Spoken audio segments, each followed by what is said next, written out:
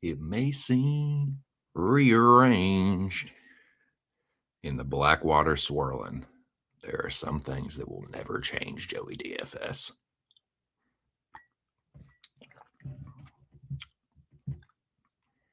Can you?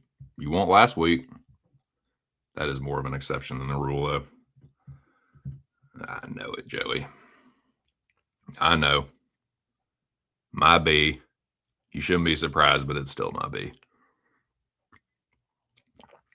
Shout out to you, my friend. What is up, boys and girls? Welcome to the Just My 2 Cents UFC 325 shit show with Moiz Audio and Company, probably Joey DFS, spoiler alert.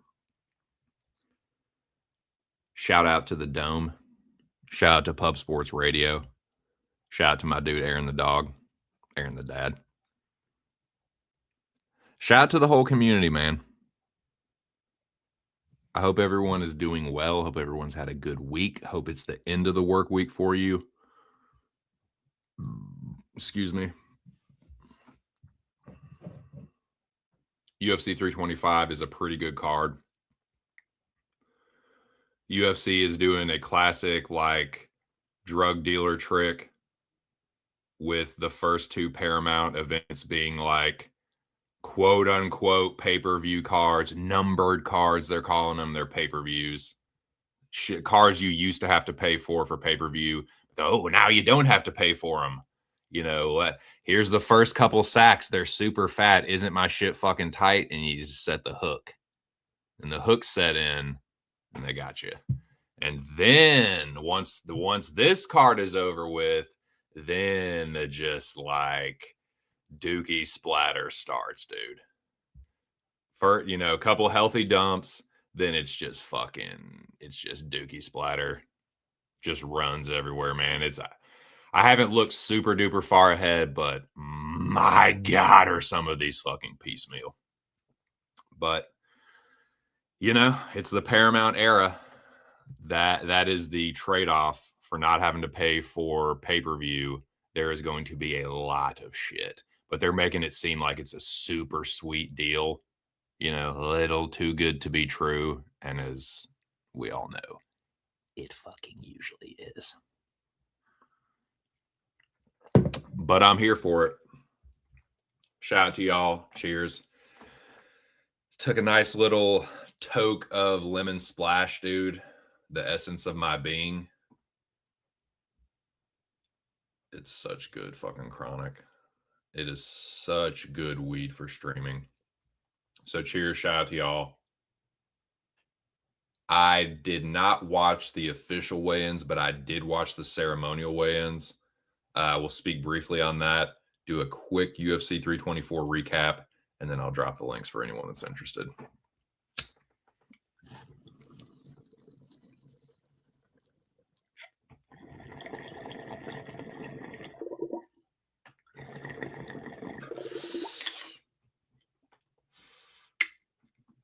We got the road to UFC finals with the Chang Chong fighters.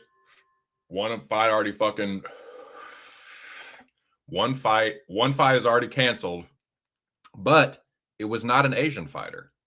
It was an oceanic fighter, dude. Aaron Toe misses fucking weight. Tried to pull a fucking, you are not Daniel Cormier, dumbass. Nice fucking try. That has been done to death. That's fucking hacky to try and fucking brace your fucking elbows. Dude, get out of here. So, of course, you know, the brilliantly conceived road to UFC, you know, and that was another thing too. This card, it's not like road to UFC like added much of value to it, but what it did add was like fights. But, you know, you got Anik and all these other people being super vocal about, oh, well, I think like fucking Goldilocks, John Anik is like, I think the just right number is 10 or 11. He was talking about like palatable, like digest, like a fucking, like, I cannot fucking stand John Anik. That fucking foodie bullshit, dude, get out of here. So, yeah. It's filler, and they can't even get that right. Like, it's like, one of the better fights that was going to be one of the Road to UFC fights, that's gone. So I'm pretty sure Quillen Salkeed or Salkilled or however the fuck you pronounce that last name, Quillen and Jamie Malarkey got bumped to the main card is what it looks like. So, yeah. That happened. Shout out to, well, I'll go through the shout outs properly. Go down my banners in order, dude. This is the order of the banners that I have them set. Shout out to my dude, Well, with a bunch of L's. Big Show Picks. The Great North Woodsman. He's responsible for the tight-looking shit in the background. Any production value on this measly little channel is credit to him. So shout out to my dude. Check him out on TikTok. He's the only reason I signed up for that piece of shit Chinese mind game app. So you're welcome. Shout out to you. Shout out to the fucking Dome. The original Dome. The General and Moiz Audio's creation. Founder and leader, so to speak. Shout out to them. Shout out to my dude, Alex Ramirez. Good to see him back around.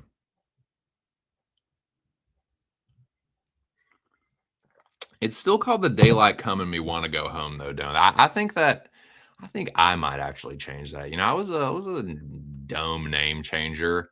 The name of the Dome is much like the Constitution of the United States. It is a living document and is meant to be changed and amended, so to speak.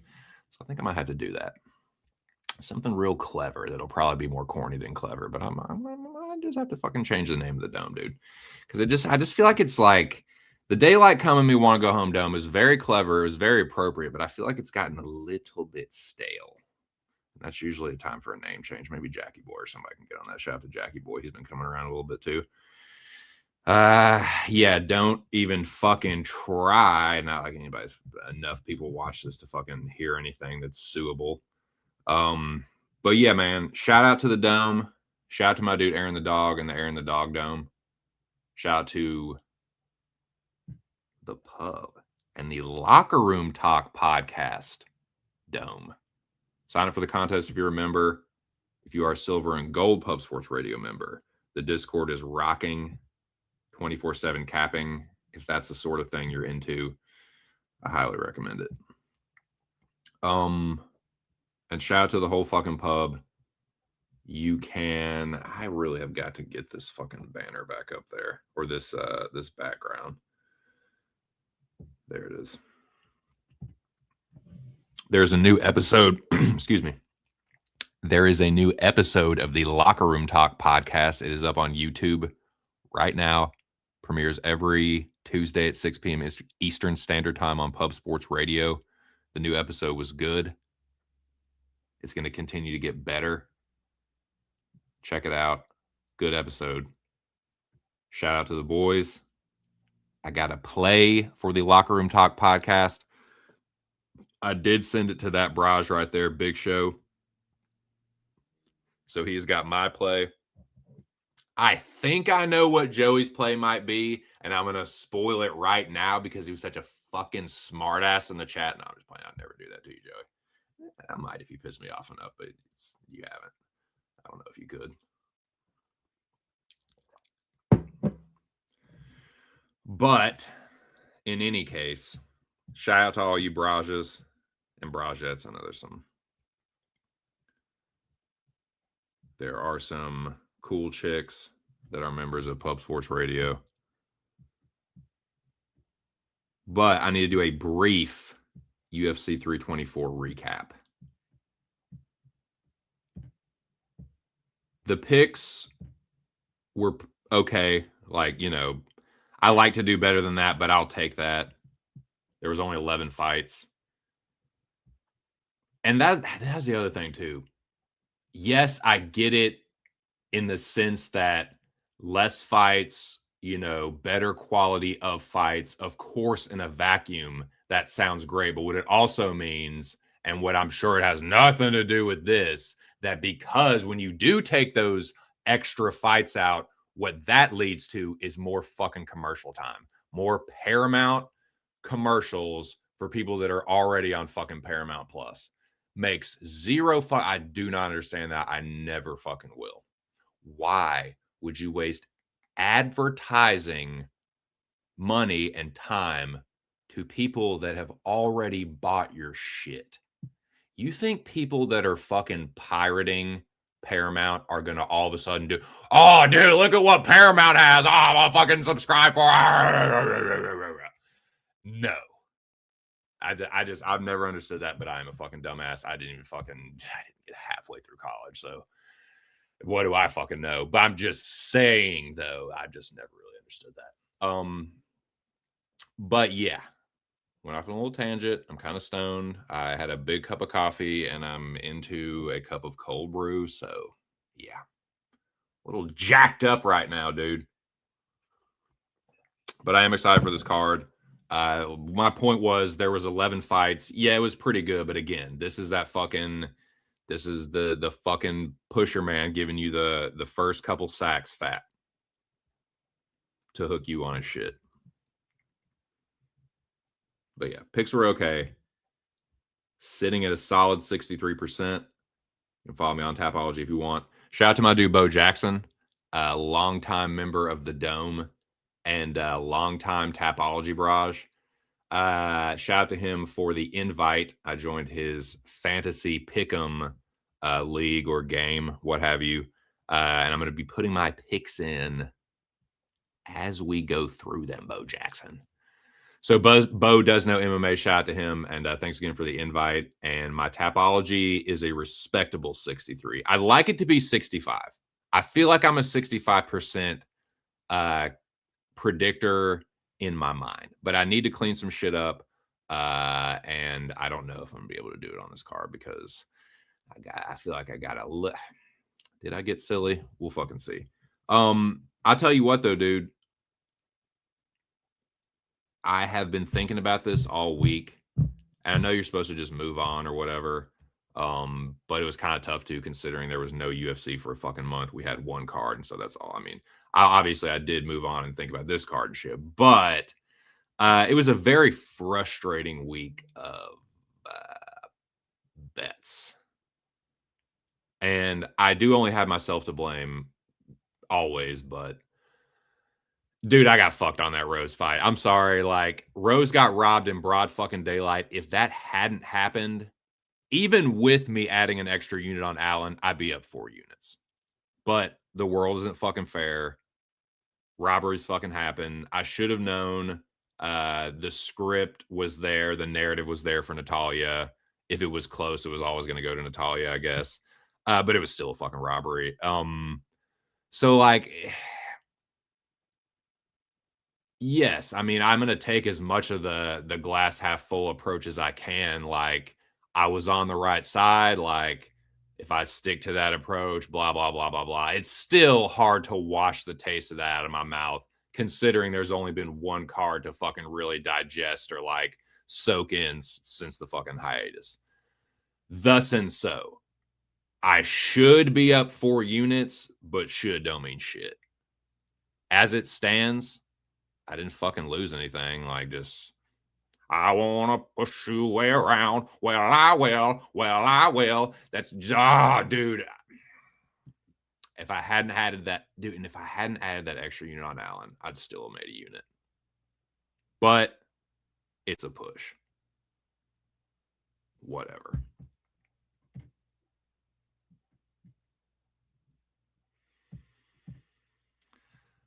Dude, are you using my fucking Don't you might not know this one, Mick, but shout out to my dude. Shout out to my dude Banjo. Seen him pop up every now and then. Don't use my government name. That's a oldie but a goodie. But shout out to you. It's all good. People know my first name's Patrick. But yeah, man. Again, Dude, some people got fucking smoked on UFC 324, so it could always be worse. Yes, like nothing really matters. Like life is meaningless. Whatever. I can look at this from a totally nihilist perspective or Buddhist or whatever. Like, but it's still fucking frustrating. In any case, the takeaway is I broke even and my picks were all right. Now, shout out to you, Stubborn Mickey. Shout out to Joey DFS. The links are coming. I don't have much. I was gonna say something about the weigh-ins. I don't have much to say about them though. Aaron Thomas Wade, as everybody knows, that fight's fucking canceled. As far as the stare downs, the ceremonial weigh-in stare downs, Fiziev, Hoofy was a good one.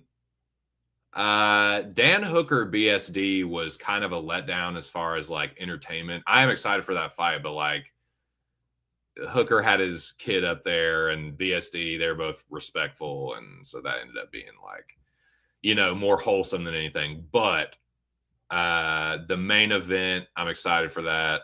And it's a pretty good card. Like the main event or the main card is fucking good. The prelims are okay. And then the fucking like early prelims, again, it's just fucking road to Chang Chong. They're just fucking no-name Asian fighters, like Chinese, South Korean, Japanese. Fucking, that's it. They're like fucking Dana White Contender Series fights for Asians.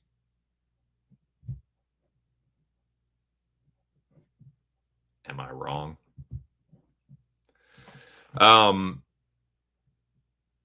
Yeah. Oh shit, dude. Oh shit. Bo Jackson, what are you doing? Gabe Bowlers, what are you doing? Lord willing, brother. Shout out to you, man. Yes, he did. Yes, indeed. We're going to talk all about it, gentlemen. Great to see y'all.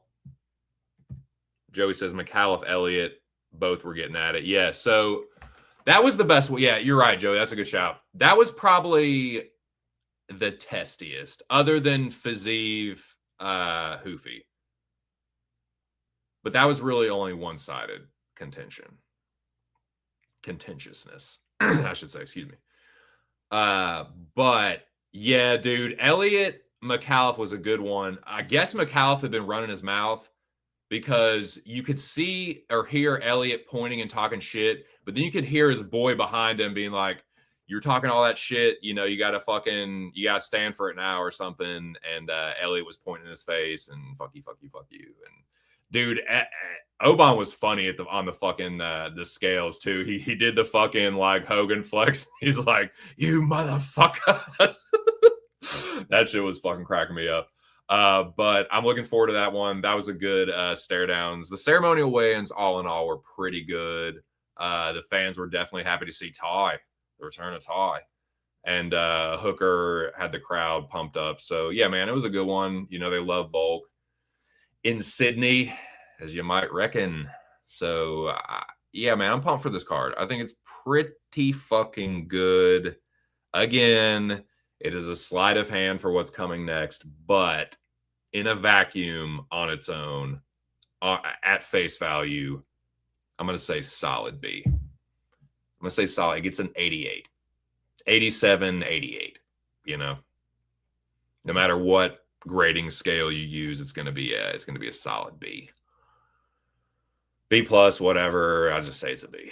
But yeah, I got probably more bets than I should have. I got 6 units risked on this card. They're all underdogs. I'm sure that's going to go very fucking well for me. But I only need 3 of them to hit to have a winning night. So I'm going to talk about it. Going to go through the whole fight card. I'm going to drop the links. We're on a good pace. Shout out to the 5 people in the building. I'm going to take another toke. I'm going to reset myself and gather my thoughts and take another sip of cold brew. And yeah, shout out to you guys.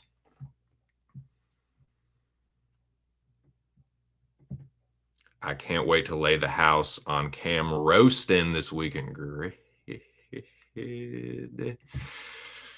Best of luck. I'm 50-50 on the Hoofy fight, but I'm leaning him slightly, to be honest. I don't blame you.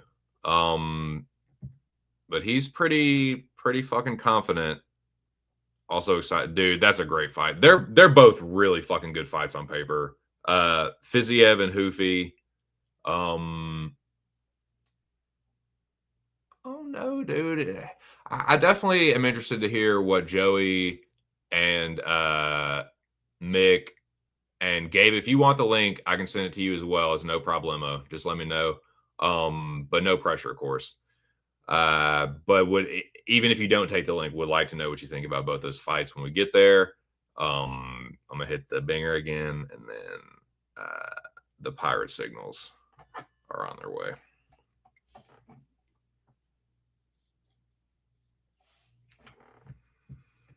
But yeah, just to touch back quickly on UFC 324, could be in a worse spot. It basically never happened from a betting standpoint. It's just starting all over again. But it does feel good that the highlight has the interim strap again. Is Justin Gaethje the greatest interim champion ever? I mean, the dude won it twice. Obviously, he's not the greatest champion ever. He's never been the real champion and probably won't be. But greatest interim champion, I think he's making a real fucking strong case for that. And that's not nothing, dude. To get like officially holding the fucking like keeping the belt warm for the champ, that's not nothing. Guaranteed title shot, earned title shot. Like, yeah, man.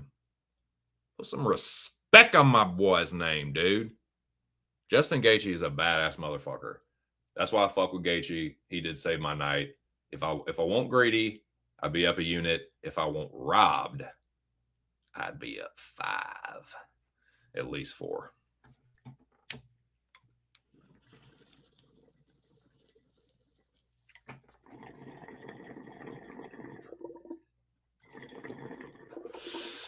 And I gotta shout him out. You might love him, you might hate him, but Fitzmagic was the only other dude on Gaethje on the panel last Saturday. So shout out Fitzmagic. Yeah, definitely cashed on Gaethje. Save my night. Now, holy shit, dude, Zach, no bullshit. I'm glad you're alive. I'm just kidding. I knew you were alive, but it's good to see you. How in the hell are you? Same old shit, I reckon, dude. Not much has changed. Cheers. Shout out to you. Good to see you. Glad that you're alive and well. I don't know you're well. I'm assuming you are, or you wouldn't be here, but good to see you. It's all good, dude. I understand that. Let's fucking go. Zach is jacked up. Those look like needles, dude.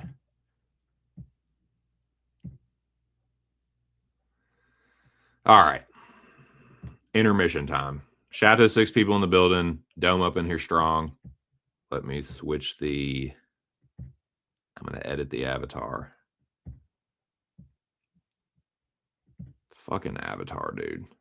Let it go, Indiana. Like, let that shit fucking die. God, they're trying to squeeze water out of a fucking rock with that shit. Let's fucking go, dude. And again, like, I should have been more confident in my boy, but, you know. No more weed, dude. Well, that sucks, but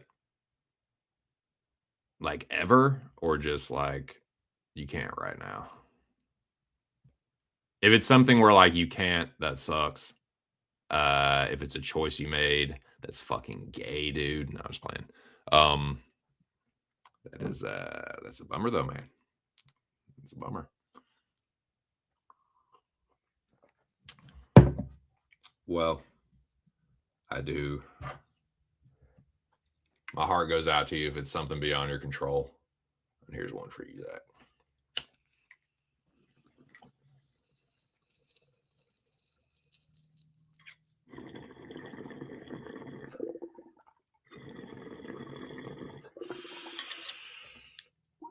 All right, gents.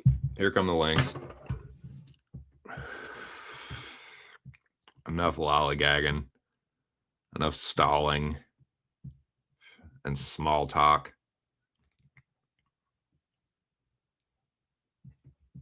Wow, dumbass. You didn't even copy the link. Fucking idiot. Copy. There we go. Boom. Let me give it to the diva, the audio professional. You know, couldn't be bothered to join me for our, like, you know, inaugural 2026 show, but hopefully we can get an appearance. Hopefully he will grace us with his presence.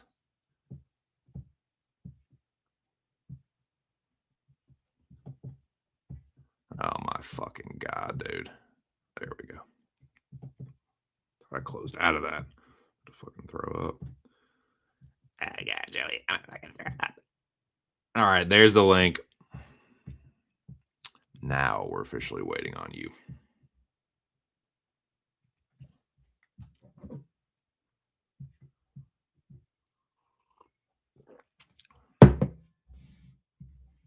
Well,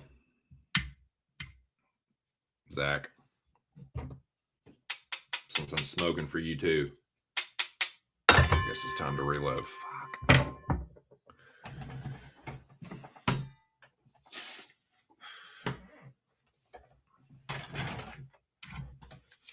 Dude, it has been cold as fuck, dude. I know some of y'all are like, bro, this is nothing, but I don't give a fuck, man. Like, below freezing is fucking cold. Even 30 degrees, even in the 30s is cold. Below 30s, 20s, teens, that shit is fucking cold. And it's been in the teens for the last couple days. Like, drip on the faucet every night. Faucets. But, yeah, man. Very chilly. It's going to get a little bit warmer later in the week, but it has not been inviting weather.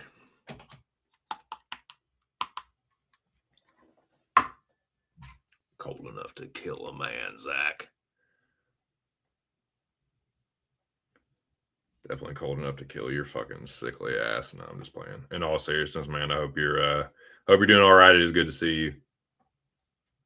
And here's one for you. And all you guys. There he is. There he is.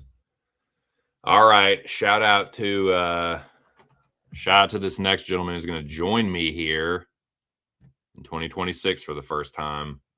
Let me get these media assets ready that I can never handle smoothly. I'm just a god awful fucking producer. Shout out to Big Show.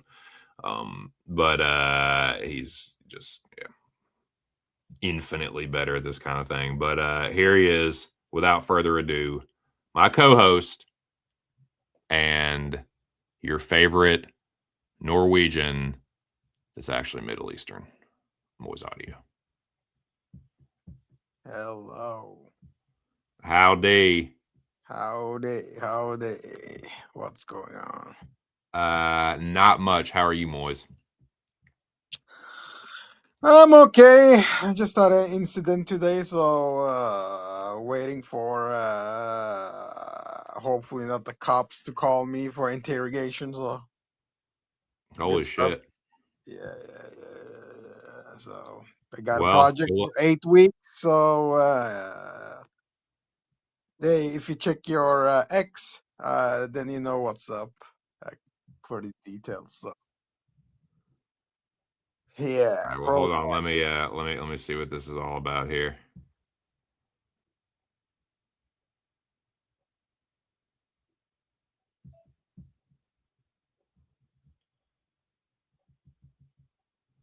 Yeah, hold on a second. I have to open the door. Somebody rang on the door. Hopefully it's not the cops.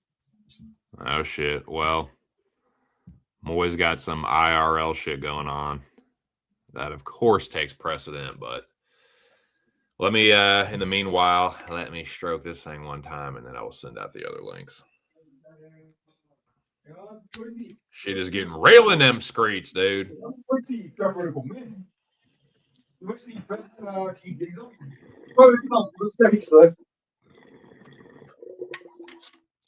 Holy shit, dude. I hear some fucking Norwegian, some Scandinavian speak, dude. Howdy!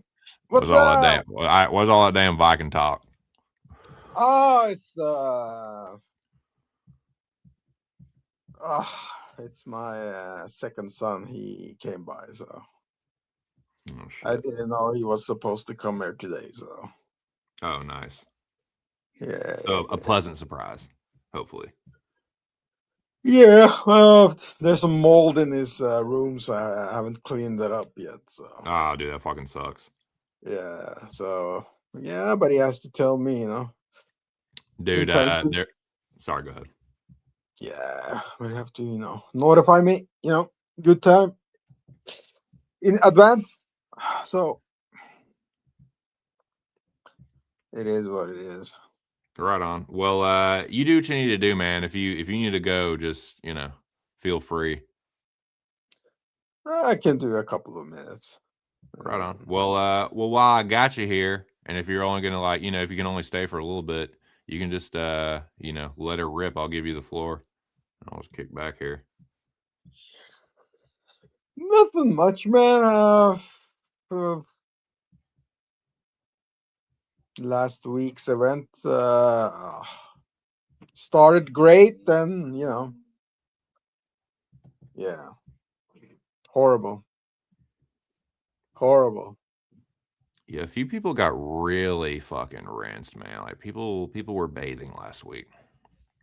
Yeah, All right, all the links are sent out, so yeah. catch up So with the chat real hopefully quick. I'll just watch the prelims tomorrow and hopefully have a good sleep. So, What up, Mills? Yeah, very funny. Very funny, Cali Barrage. Cali Cruising, shout out to you, man. Yeah, the link is there if you want it, cool guy. Chill guy. Shout out to my dude Mills. You can find him, myself, and this dude on the Locker Room Talk podcast every Tuesday, 6 p.m. Eastern Standard Time on Pub Sports Radio. Here he is. Pretty sure he's going to be ready for the thrill, and I know he watches the champions fly. Joseph DFS. Joey, talk to me. Yo.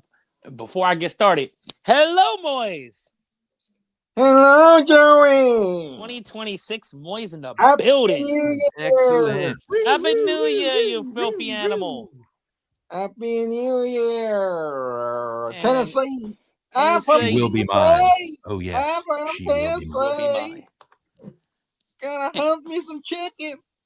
Get me some waffles. You can say whatever you want about Tennessee, but you just be careful. You start getting a little further than that in the South now. What up, Joey? How are you, my friend? I'm doing good, my brother. Doing good, my brother. I didn't miss much of the show this week, finally. So I was like, let me find out when this show starts and this shit. No, you didn't miss it. And I'm glad that you're here.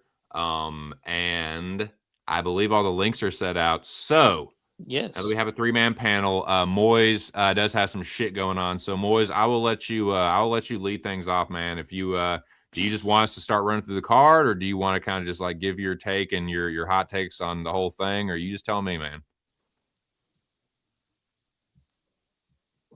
All good. All right. Yeah. All right, Tex. All right, Joey. Well, how are you feeling about this card? Moiz, you guys excited for this thing? Is it smoke and mirrors? Is it good? Is it bad? Is it in between? I'm only excited about Nakamura. Rest of the card, I have no idea who's fighting, who's not fighting. Maybe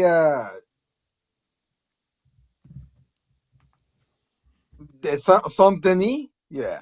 Saint-Denis and Nakamura. Rest of the card, I have no idea. Oh, that's shot. Well, I mean, tell me why you're so excited about Nakamura. He looks cool. Great strike. handsome bastard. Yeah. Nice. I'm gonna show his face to my gay coworker. I'm researching, so I'll get his point of view as well. Are you predicting that he will be smitten by Nakamura? Do you think he'll become infatuated with him when you show what he looks like? Yeah, well, I'll report back next week. Please do. So you're most excited about Kichiro Nakamura and Sebastian Cesale. Cesale. Yeah. Nice, dude. Can I get a breakdown? Can I get the research that you've done, perhaps? Research, southpaw strikers, bang bang, knock Zalai's ass out in second or third.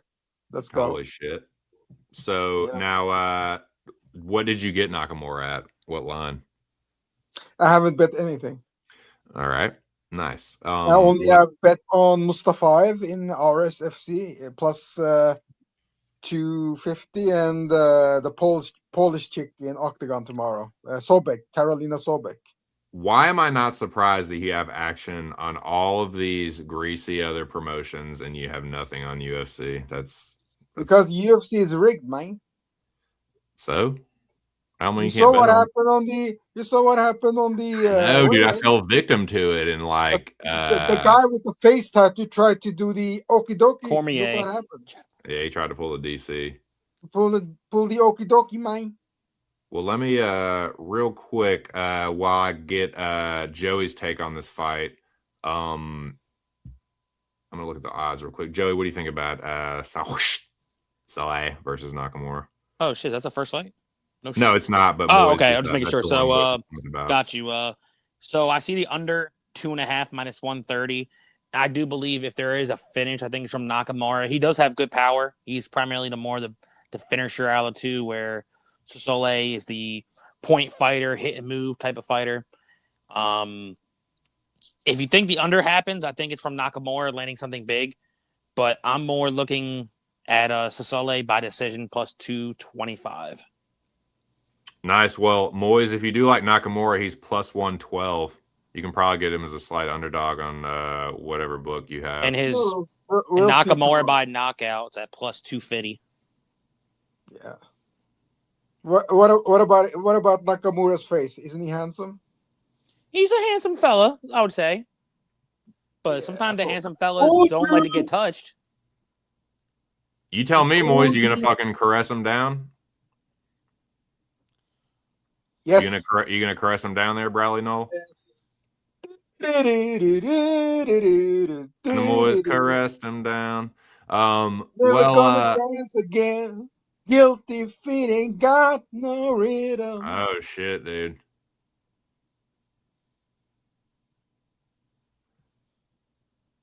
That's it, dude. That's all we get. No, yeah, that's not a fool. Yeah, dude. Let us have it. Well, Moiz, you're excited about that one. You're saying maybe Komen Benoit, Dan Hooker. You're maybe excited for this, betting this fucking fight, baby. Yeah, you know what I'm gonna do? I'm gonna bet the arm triangle choke for Santini and arm triangle choke for Billy Elakina. Elakina, yeah. I think they both get the sub, so I like that. That's potential bets. So we'll see tomorrow. Interesting. I hope that your Benoit ticket does not cash. Spoiler alert. But best of luck. Is there any other fights that you just have to fucking talk about while I got you on here? No, I haven't. What up, Buster? I seen you back there. You trying to hop on? Before we started this podcast, I barely remember who's headlining. I think it is Wolf versus Lopez. Yes. Yeah. Yes, so correct. Yeah. Would you like to talk about that? The card? I have no idea. What do you think about the rematch, Volk Lopez? You have to go with Lopez. Of course, Dad, baby. You have to go with Lopez. I mean, he's seen everything, you know, all the feints, and he'll be better prepared. Of You course, know? Dad. No research required. If you'd seen the fights and you've been watching Lopez and Volk, no research required. Probably if you're fighting a guy who's fainting 10 minutes, then you probably lost 10 minutes. So he's gonna be in those minutes this time. So let's fucking go. Mm-hmm. Well, yeah. And of course, Moiz, you go whenever you need to, my friend. Thank you for joining me. And of course, I mean, you can stick with us as long as you are able to. But we'll go back through the card in order. I just want to make sure that you got every fight what we had to touch on before. Yeah, I'll just go on Stamper. topology here and start looking. Hold on a second. Hell yeah. All right. Well, we will go back to the beginning. Yeah, man. Zach, dude. Pro Zach in the building. All right. Back to Road to the UFC. We have maybe Chinese Mongolian, versus Louis, who is, I do not know his nation of origin, but he's from New Zealand or Australia, fighting out of New Zealand or Australia, but he looks like he could be from anywhere. He trains out he's New Zealand. He trains out at City Kickboxing. Gotcha. So he's out of City Kickboxing. Who knows? But I personally do not have anything on any of these fucking road UFC fights. I said this Tuesday on the Locker Room Talk podcast, so Joey already knows this. And this is going to be my policy, not just for road UFC, which I think is basically an Asian Dana White Contender Series program or whatever the fuck it is. But that goes for any debuting fighter. I'm not betting him. I got to see at least one fight. I know some people disagree with that. Some people, I'm not saying like, I'm not telling other people to do that. They're saying that's what I'm doing this year. Until you show me something in one fight, I'm not going to bet you. It's a downloading thing. So I'm going to see what I got from every debutante without losing money on anything. I'm probably missing out on winning some money, but I'm not going to lose any money on a fucking debutante this year. Not fucking happening. But Joey, what do you think? So I know Rango is 20 years old. He's a youngin. Outside of his 2 fights in the road to the UFC, his level of comp was absolute dookie trash. He might not. You said. Lawrence Liu, he's fought slight better level of comp. I'm not going to throw too much onto it. He's a more experienced fighter. City Kickboxing, but he doesn't have like the typical guard of a City Kickboxer. He has a high guard, keeps his chin tucked, and he's actually pretty well rounded. He averages 4 takedowns at a 35% clip, and it all depends. I think the only worry I do have about Lewis, we've seen in, I think, his first road to the UFC fight, he actually got clipped and dropped, but he did get back up with good composure and win that fight by decision. And then he ended up knocking some other dude out in round 2. I know this 20-year-old is the cousin of Sumadarji, and a lot of people saying he's the way better striker than the two. But I'm going to go with the more experienced underdog with Lawrence Liu. He's his own good striker in his own right. He can mix it up if this kid does try to overextend and go for takedowns.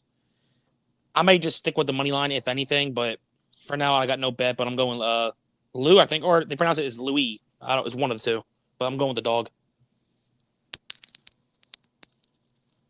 Interesting. Moiz, care to give your 2 cents, so to speak, on this opener? I'll go with the guy with a smaller dick, so it must be the Chinese guy. Give me the Chinese guy. Nice. So just to let y'all know, unlike Moiz, I have not examined their PP, but I have examined the fact that Lawrence Liu, whatever the fuck, he is in fact a Tapology public underdog this week. Oh, so, I didn't see that. Yeah, him and a couple few others. So I will be shining the old spotlight on that so to speak. Every time we come to one of those, there are 3 Tapology public underdogs. There's technically 4, but one of them started out as the favorite and got bet down to the underdog. So shout out to Bo Jackson for that. I'm going to apply that same standard myself. So it might avoid the curse. But Lou is a Tapology public underdog, but he is like 2-1. So that's very tempting if I was going to bet, but I'm fucking not, Joey. But I don't know, man. It kind of feels like if I had to pick, I'm gonna pick my pick. And shout out Bo Jackson again for Bo's fantasy contest and my DDD or his fantasy competition. My pick is going to be the Mongolian, Chinese Mongolian. What is Sulong? Rainbow. And pronounce it really fucking weird. Sulong, Bao. I'm going to call him Bo. I'm going to go with Bobo. Yeah, that's my pick. Moiz, you went and Joey went. So, Moiz, would you like to go first on Dom Fan and Kim Suk? I can't remember the rest. Kwan Suk. It's Sanggu Kim. Yes, that one. That dude. Joey, what do you think? So I'll give the quick little breakdown. If anyone gets finished, if anyone does get finished, I think it could potentially be Donmar Fan.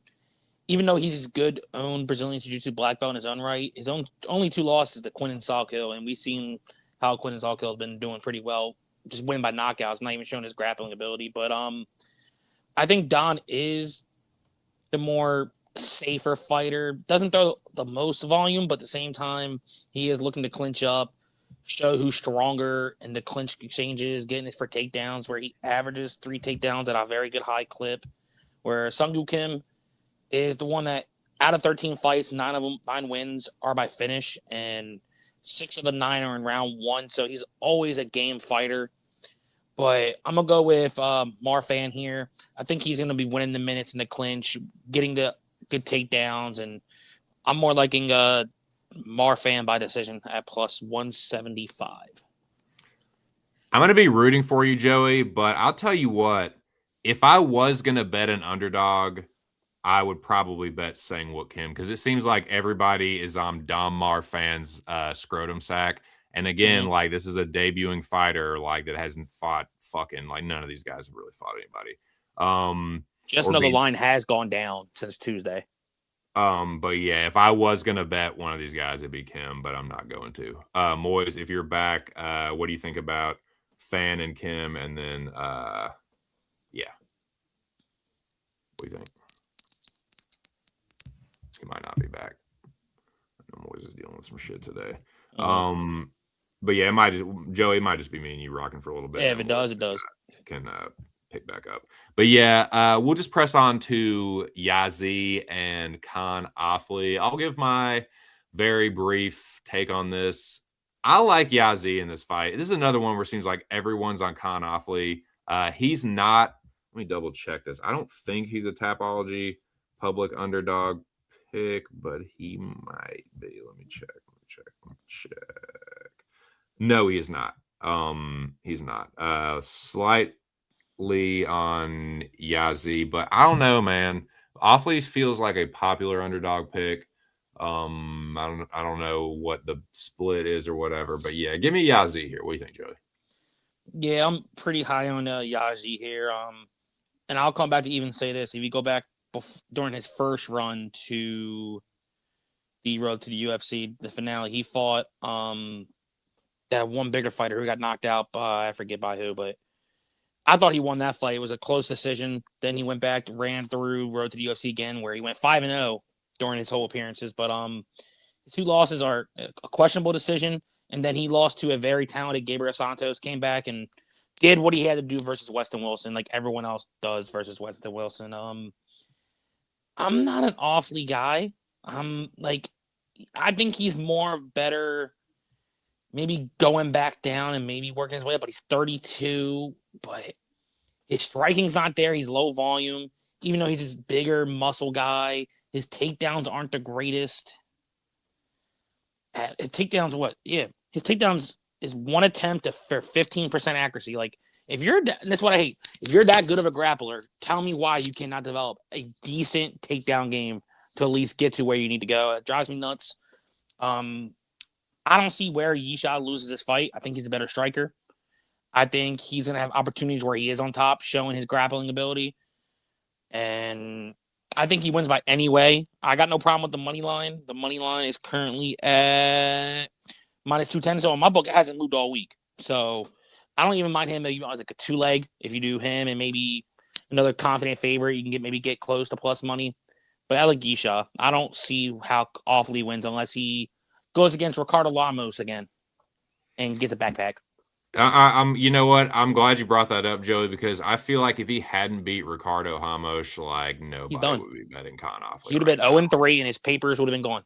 Nobody would be betting Con Offley right now if he lost Ricardo Hamosh, or if he didn't, or before that happened. Like, imagine if this was the fight after the fucking the Naimov and the Santos losses. Like, yep. I don't know, man. But it's a total stay away for me. Like, I guess I could see Con Offley getting a sub, maybe a club and sub, but no, thank you. Had to ass. Yeah, for sure, dude. Maybe this first few fucking fights. Again, it's an Asian Dana White Contender Series, so to speak, but it's in like a tournament format. I just don't think much of it. Again, I understand what it is. Like, I respect what it is. It's a feeder organization for Asian fighters that might not necessarily get onto Dana White Contender Series if you're, compared to other markets and shit, but I'm not gonna fucking polish a turd either. It's still like pretty mid to low level in my opinion. But there's a couple few gems you can pull out of the mud of it's just not as high of a pool of fighter. We really haven't had the best road to the UFC guy. The closest one was that Xing Ming Yang guy who Johnny Walker fraud checked. But and it's like not their fault. There's just not. No. It's not as a developed of a market, and so they don't have as many like champions. They don't have Dustin So don't have as many like gyms, but they're working on it with shit like this. So that's what the first few fights are all about. And this one isn't technically a road to UFC fight, but Yazi was on that shit, and Con Offley, he was runner up at top. Yeah, that's right. All right. Let's move on to some actual fights. McAuliffe, Elliott. All right, Joey, why don't you kick this one off? I'm going to try to sound non-biased, but I'm going to give a fight breakdown here. Both of these fighters are somewhat-ish similar in their overall styles. Somewhat-ish similar. Interesting. Somewhat similar. They both pump a good jab. They both pump good jabs. They both bring mid-forward pressure. They're both well-rounded, and if you guys watched the overall weigh-in face-off, it was more. I haven't watched the full album. Maybe McAuliffe was talking more. Maybe Elliott. I don't know, but Elliott, he's from Wales. Even then, he does talk a little shit. Probably, maybe got to McAuliffe. Who knows? But McAuliffe's the one that came at him, and he flinched down. Was like, "What's up?" Then I was like, "Oh." And then, of course, towards the end, he did the hand on the neck saying, "You're dead. You're dead." So let's see how this fight goes. Either it's going to be very entertaining or we're going to get a snooze fest of two fighters just seeing whose outside jab could win it. Elliott is not a bad dog by any level of degree because look at the guys he lost to. He got starstruck versus Co. Co fucking took him to Takedown City and ruined him. And that was his only loss, really. And outside of the organization, his durability was also an issue. 2 of his 3 losses coming by knockout. I don't think McAuliffe really has the knockout power, but I'm leaning Jonathan McAuliffe in a close decision. I think both fighters are going to have opportunities. This might even be a better live betting fight if you like one side or the other. So I'm going to go Jonathan McAuliffe, maybe, I'm going to say by decision. I think this fight could be splitty. If somebody wants to play split decision odds, I think it wouldn't shock me if it goes 1-1 and whoever wins round 3 gets it. Yeah, I can see that. And I thank you for the breakdown, Joey. And I think, the stare down for this fight was probably the most entertaining, and it appears to be the most bad blood between any of the fighters. It seemed like, or what it sounded like from Oban's team, is that McAuliffe was talking a lot of shit. I don't really pay attention to social media like that with fighters. So anybody in the chat or Joey, and you want to speculate, that's fine. But it's like Oban's boy was talking a lot of shit. He was chirping behind Oban, and he was like, they're saying he like you said, he bucked at him, but then they were like, you were talking a bunch of shit, and they're like, what? You're gonna have to fucking like answer for it tomorrow. So I'll just be interested to see how that plays out, man. How the mind games and all that shit played out, because I think there's a world where Oban Elliott just rinses McAuliffe, not like knocks him out, but just like outworks him, 30-27s him. Like I think he's the better wrestler. I think he's a better grappler. I think he's a better boxer. I can see McAuliffe winning a robbery. Like you said, the split, I could see that happen. I could see McAuliffe winning like a bullshit split that he doesn't deserve. I think he might be the better kicker, but I just think Elliott's the better fighter. But here's the problem. Oban Elliott is another Tapology public underdog pick. I did bet Oban Elliott, though, so if I fall victim to this curse, then so be it. But, you know, if the Lord be with me, who be against me? So, yeah, God pwns fucking little bitch-ass Tapology curses, dude. No, I like Oban Elliott here. I think he's the better fighter. I think he could get head kicked because he is cocky, and if he does something stupid, McAuliffe could head kick him. But I think McAuliffe is being way overhyped. Win over Kevin Jusay, and now he's like the favorite against Oban Elliott. I don't think so, man. I like Elliott here, but he could get robbed. Rose got robbed last week. She clearly beat Natalia Silva, but again, like McAuliffe, yes, he's a hometown fighter, but it's on the prelims, dude. It's like the fight, like right after, you know, the road to UFC graduates. So I don't know. I bet Oban Elliott's probably cooked. You know, I'll probably get fucking cursed by that Tapology bullshit, but let's fucking go, Oban. Welsh gangster all fucking day. Let me catch up with the chat. There we got McAuliffe, in my opinion. Yeah, decision. Cody gets fucking destroyed, man. I'm with Oban too. Welcome back, brother Moiz. There he is. Let's fucking go. Moiz, if you're still there, what do you think about Jagger Malkin and Torres? Hold on a second. What did you say? What do you think about Malkoon and Finney? I got Finney round 1 KO. Their wrestling will cancel each other out, and then the guy with the biggest power will win. Let's fucking go, Moiz doggy. Joey, do you think me and Moiz are full of shit? Or are you going to join us? I'm going to say this.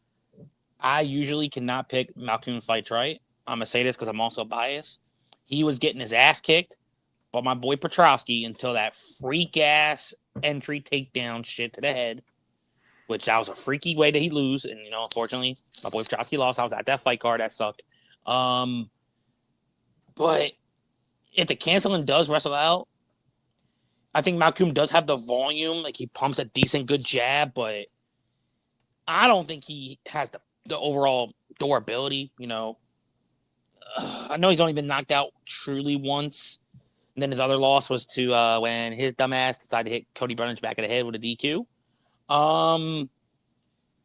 But, yeah, I'm on Finney. I'm not a Malkoon believer like that. Like, he got in to the UFC only due to Bobby Knuckles knowing him and having him as a training partner, not because of what he did in the regional scene. So, yeah, I'm going to go Finney. I'll just go Finney. I don't know what method. Could he potentially land a big power punch if he decides to let his fucking hands go? Yes, he could. Or I think he is strong enough just to be like, you know what? You had a layoff. You're coming off an injury. Let's see what your overall takedown defense is, which ideally Malkoon's defense is at a 20%. Yeah, you don't want that to happen when you're going against a guy who's just looking to take down and repeat. So, yeah, I'll go Finney. By method, I don't know yet. But I'll say Finney. That is the problem. He is another Tapology public underdog pick. And that is 2 in a row. That's back-to-back Elliott and Finney. So it's like, it's hard to think that they both win. But yeah, I did. I bet Torres Finney myself. I'm fading Malkoon's back injury and his chin, and honestly, like his fight IQ, like that fight, that Cody Brundage fight, that was the one where I was like, okay, the mask was off. It's like I clocked both of you motherfuckers. Jacob Malkoon, you're a fucking idiot. Cody Brundage, you're a fucking scumbag. Like he's a scumbag, quitting ass motherfucker. But yeah, Malkoon, I don't know, dude. He does tend to just like all of a sudden, just out of nowhere, kind of fucking die. And I think that could happen here against Finney. So I did bet Finney. I wasn't confident enough to make it the holy shit. The podcast, like my play for the my play for the Locker Room Talk podcast. Joey, don't ever fucking finish my sentence again. No, I was playing. It was my play. I was gonna make my play for the podcast potentially, but I just couldn't, man. And I am a little worried now, him being a Tapology Public underdog, because I would have to, if I had to pick one of those, like between Elliott and Finney, who do I think has a better chance of winning? Definitely Oban Elliott. But I could see Torres Finney just knocking him the fuck out, or taking him down and ground and pounding him the fuck out. He has been at DC's camp, so we could see potential improvements. So let's keep that shiny record intact. UFC does like to keep shiny records intact. It's a great marketing point, and you can just say it over and over and over and over again during the broadcast. But let's fucking go on to this fight as well. Roastin and Cam Brundage. Cam Roastin and Cody Brundage, the aforementioned. And speaking of Cam Roastin, shout out to my dude, that barrage right there, MMA Locker Room, dude. If you want to hear a sick interview, check out Mills, that dude right there. His interview with Cam Roastin is up on Pub Sports Radio right now. Make sure you check it out. Give it a view and a like and a comment. I need to give it a comment myself, but I did listen to it. Great interview, as always, my dude. And I will kick this one off. I like Cam Roastin a good bit, but like I said, Tuesday, Cam Roastin is not going to hear this fucking shit. But if he does, if by some reason he does, keep your shit tight, Bobo. Brundage will look for the fucking exit if you give it to him. Keep your shit nice and clean and technical. Do not get wild. You do not have to hit him with 100% to knock this motherfucker out. Just hit him accurately over and over and over, and he will fucking quit. I've seen him do it more than once, but he will also try and cheat you out of a fucking honest victory. So do not let that motherfucker do it to you. He is a fucking scumbag. Give him the pasting that he fucking deserves. I'm roasted. Little British accent for an Australian or as a New Zealander. I don't know why I did that, but Cam Roastin is the pick. No bet, but yeah, Cam, knock his ass out and check out that interview that Mills did. Good shit. Joey. Yeah, so you pretty much broke down everything I was gonna say. That's what you fucking think. And what hurts me the most, like I'm of course picking Roastin in this fight. Another guy that unfortunately beat my boy Andre very easily, unfortunately. But there's something that I always got to say with Cam Roastin. He is well-rounded as hell, but his one kryptonite, we've seen it on Dana White, and I can guarantee he's definitely been working on it, is his overall takedown defense. Even though he's this taller, long limb type fighter, Torres Finney took him down like 9 times. And no, Brundage is nowhere near the caliber of that. But if he is going to try to win this fight, I'm guessing he is going to try to mix in takedowns if he's smart, or else he just goes out with a firecracker and hopes for the best. I got Roastin, and I'm actually on the same size with Moiz. I think he can maybe rock Brundage, and Brundage could take one of them ugly takedown attempts and maybe get like a head and arm off a bad entry or like a gilly. And yeah, I'm going to see what the sub line for Roastin is, but I got no problem parlaying them. Just maybe in a small parlay. It's 375. It really hasn't moved all week that much, but maybe like 50 cents it moved up. I got Roastin. Inside the distance is minus 190 if you're trying to get away from that almost 4-1 chalk. Because I do think inside the distance in a win, it's going to be, I don't want to use the word free because nothing free, but there's a good probability that's going to happen. Don't ever tell me what you're going to be doing, dude. Like, you probably will be on, but like, if I want you to not be, I can decide. I'll tell you right now, DFS, I will be on Cam Rosen. That's Joey. Don't ever fucking interrupt me when I'm trying to make a corny joke again, because I know that you don't quite finish your thoughts sometimes, and then you try to add something onto the end, dude. I noticed that. Don't ever do that to me again. I'm just kidding. You can. That's my Moiz, I know you've already given your take on this, I believe, so we can press forward. Joey, why would you care to kick off Billy Elikana and Junior Tafa, if you don't mind?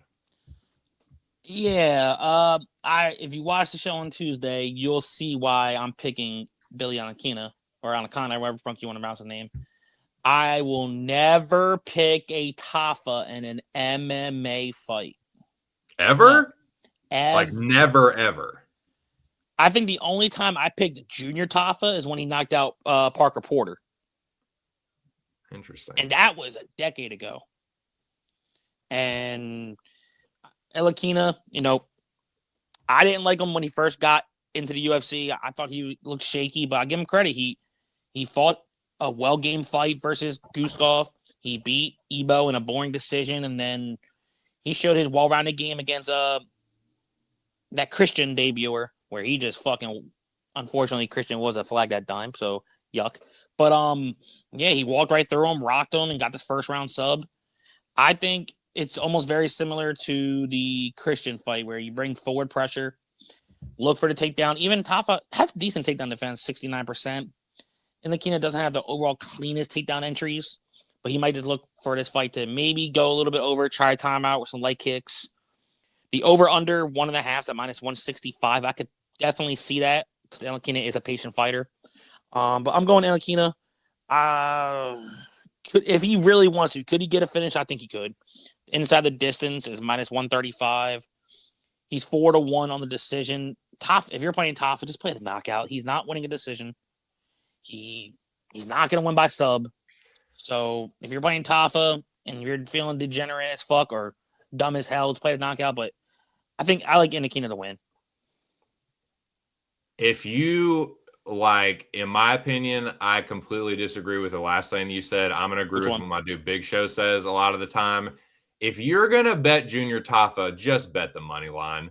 Billy Elikana is not somebody that I would ever fucking bet, dude. That is who I would not get cute with.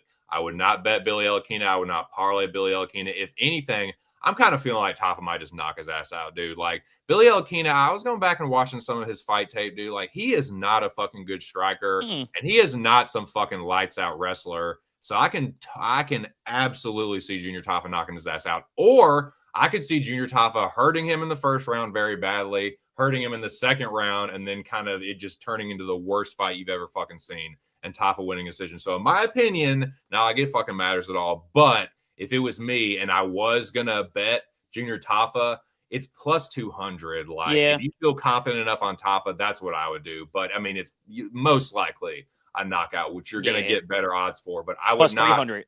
I would not completely count. I don't even know what you're saying, Joe. I would not completely count out Junior Tafa winning a decision. Now, what were you saying, Joey? I was going to only say, because if you the money line, I can see why you say money line. Because, like I said, the knockouts, at least for me, is plus 300. It's only $1 more. So if you're like, you know what if he That's does not win? worth it to me, dude. No, like, it's not. It's with only that much more. If you're gonna play Tafa, just play the money line. Yeah, but I have a rule. I don't touch Tafa. Billy Elikana could win a decision, so it wouldn't shock me. Moiz, do you have anything on Elikana Tafa? If you're there, I don't want to speak for him. I think he said something. Arm triangle choke. There you Billy. go. There you go. That's right. That's right. Boys, Salkeed, malarkey. Don't give me any. Salkeed by murder. Holy shit. Crazy. Joey, are we going to see a fucking murder? Yeah. Without the Miranda round 1 knockout. I hate doing MMA math. Salkill fucking fatality hacker ass fatality malarkey. Now this is almost like a softball game where you throw the underhand pitch and see how far you can hit the ball. So I think Malarkey's going to end up getting fucking slumped again. Badly. Yeah, I agree. I'm struggling to see another outcome. Like, it's hard to even get a good line. Sorry, go ahead. No, I'm sorry. I was going to say it's hard to really get a necessarily good line unless you maybe think that 60 seconds is live. But like I say, Salco does have a 60-second win. I'm not going to say my degenerate ass always tries to find one per card to see if it happens. Right. But if you want a better line, to which I do think the under is extremely live, it's a -170. I think. Holy shit. -170 in my book. I'm going to parlay that in a couple plays. I'm like, you're telling me Salco is a -1,000 favorite.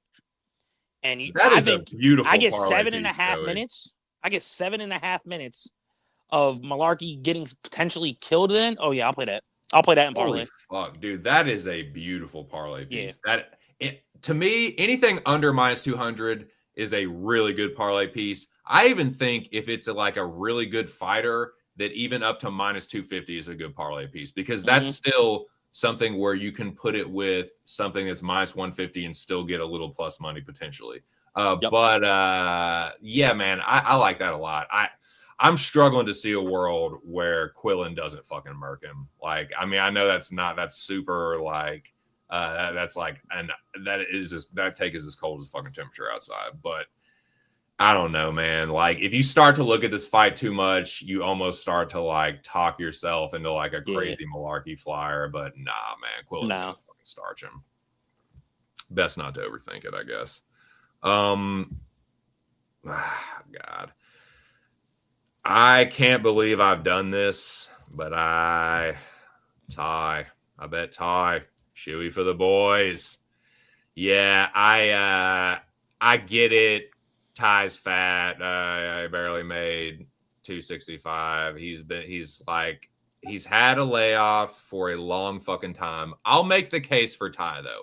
I get why he is almost 3-1, but narrative wise, dude, and just hear me out.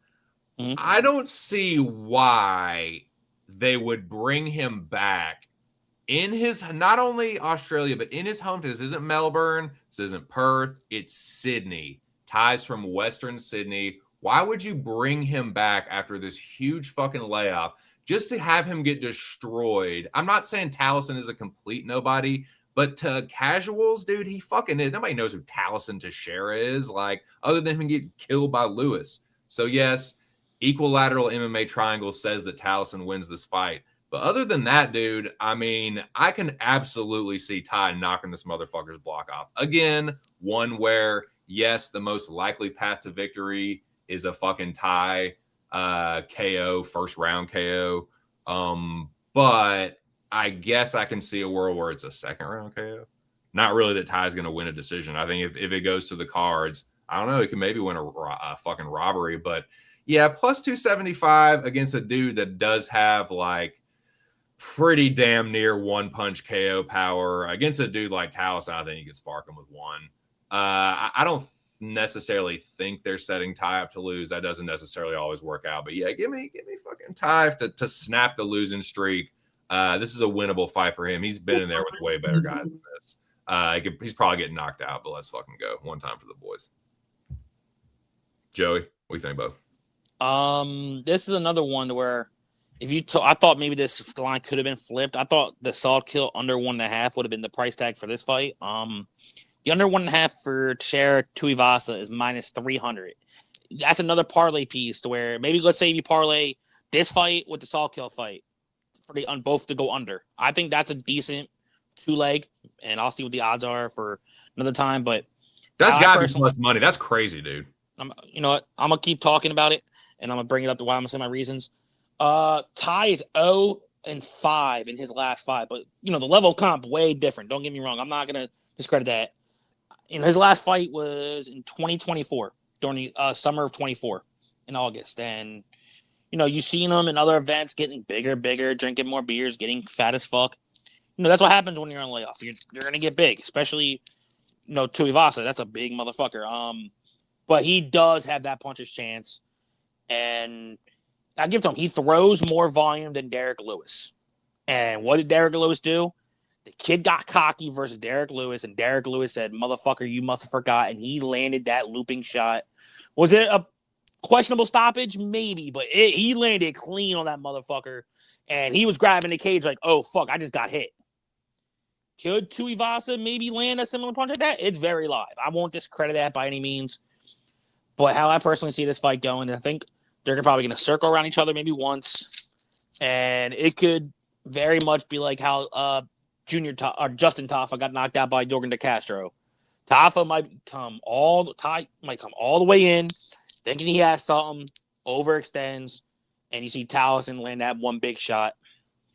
I'm going Towson, but even though I love my Brazilians, I'm not hating anyone who potentially takes a little dart throw on Tuivasa because he has 11 first-round knockouts out of 13. Like, he does at least go for it. Like, you've seen him get rocked. Like, example, in the Greg Hardy fight. This is where I think maybe even Tuivasa could win it that way. Where Teixeira comes in, "Oh, yeah, I got him rocked. Overextends, and Tuivasa's like, "Pussy," and it hits him. Someone's getting slumped in round one. That's why I really love the under 1.5, which I'm actually going to get. You can go to Moiz if he's there. I'm going to go see what the numbers are for the under 1.5 for the last two fights. 300. Right on. Thank you, Joey. Dude, that's a great. I think that is a great look. Plus 111. Whew. I'm screenshotting that shit. That's real tasty. I'm waiting for my money to come to my PayPal. Because that seems a little bit free. Like, that's wild. Holy fuck. Yeah, I just screenshot that. Yeah, but I mean, the only reason that I wouldn't say play tie by knockout or tie first round knockout, which is his most likely path to victory, is because maybe he could get an early second round knockout. Not that Ty's going to win a decision or something. I don't hate the knockout. I just, me personally, I'd either go money line or tie by knockout. Yes. That side. Now Moiz can obviously give his take on that if he wants to, but I know he's kind of in and out, so I certainly understand. But I mean, again, I just like you're having Ty come back to get served up in front of his people for what? Like, I guess. All right. I don't know, man. If anything, the narrative is Ty gets a fucking comeback knockout and it's a shoey and everyone goes fucking bananas. But again, that's just Narrative Nation. That don't always play out. But I'm real interested to see how this fight's going to play out. Joey, what do you think about this one, Bo Dick? I like both fighters. I do like how a lot of people are giving Rufy hate, saying, "Oh, he left the nerds for good." No, he went to get better and work on a big part of his game. And what is that? His overall takedown defense. And what is he getting from Volk? I can guarantee he's definitely getting looks for that. So kudos to him wanting to develop his game. But I think this fight is close. That's why it's probably one of the most closest fights on the overall card outside of that Soleil Nakamura fight. And I really think I know people saying there's a chance for a knockout. I'm actually leaning this fight to go to decision. The over 2.5 at minus 190. I think both fighters could have some success. Fiziev, I think, is the more well-rounded fighter we've seen as of late, mixing in takedowns. But there's a thing in this fight. He's fighting another guy. He's going to have to fight very similar to the Bahamondes fight because Rufy's going to have the 3 inches in height and 4 inches in reach, and Rufy has better footwork than Bahamondes, his in and out movement. So, and Fiziev's definitely going to have to try to get close to win this fight. I don't actually have a pick for this fight. I'm actually thinking this fight goes to maybe a split. Interesting. Gun to the head. If you said you gotta make a pick, just on the FS. You do. No, just consider there being like a figurative YouTube, figurative YouTube. Slightly in Roofy, but no bet. Well, Joey, I hate your fucking guts for all eternity. Okay, maybe convince me. Maybe I can actually change a heart by tomorrow. No, it's all good. I'd never do that. Nah, man. I honestly, this is what the line should be. Mm-hmm. Like, Fizzy opened up as a big favorite, and people bet the living fuck out of Rufy all the way down to a pick'em, which is what I think it should probably be. This feels like a 50-50 fight. Here's the thing, though, dude. I think there's a world where if Rufy doesn't hurt Fiziev, Hoffa just like styles on him. I'm sorry. Like, I know Rufy is a good striker. He's a good technical striker. He's a flashy striker. I just think Fiziev is a way more technical, skilled, like better point fighter. I trust Fiziev to put out more volume over 3 rounds. And I think it's crazy that people like are so like, I get why people like Rufy. I don't see how people can be confident in Rufy as a favorite. I mean, it's still technically a pick 'em, but like, dude, you just got fucked up by BSD, and like now you're not really taking a step down. I don't know, man. Maybe I'm seeing something that people aren't, but I really like Fiziev in this spot. I know technically he's like a public underdog pick, but he started out as the favorite, so I don't really count that. This is the pick Ferda. I bet Fiziev at plus 100. You can get him at plus 102 right now, I think, on DraftKings. He might be the same on FanDuel. But yeah, give me Fizz here.